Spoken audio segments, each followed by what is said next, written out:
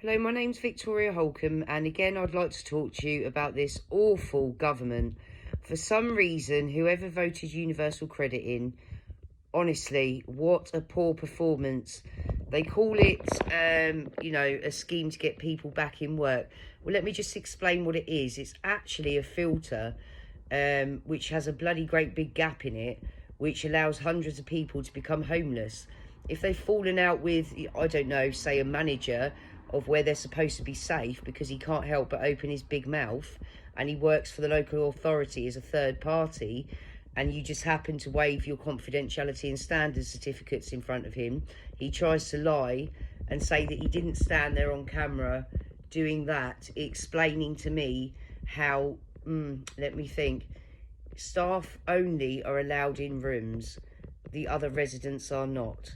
So this gentleman told me that a very vulnerable client, who clearly isn't very well, decided to excrement in a pot in his room. So therefore, the staff member went in, who's supposed to run the place, got his hand on the camera and showed me him squealing it out, and was telling me how repulsive it was and whatever else.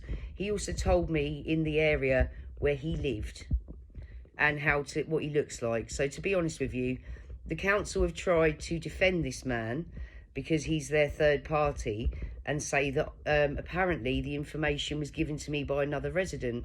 Well, I'd like to know, local authority, if that's the case, how did the information come out of the room?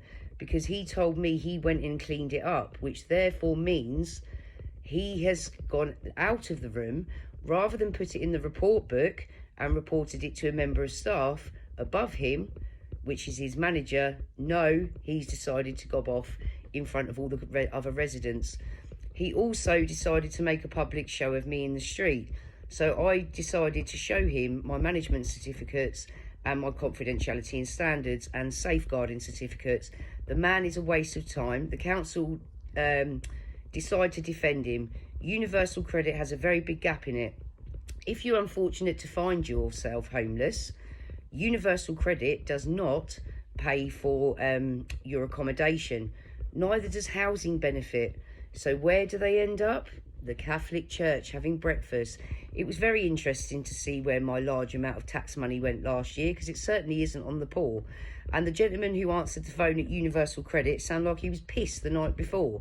So I've asked for a subject of access request and asked him to learn to speak properly if he's going to come on the phone to potentially vulnerable people in the UK. So to be fair, the Tories couldn't run a pub, which is why they're all shutting. Take care. Bye-bye.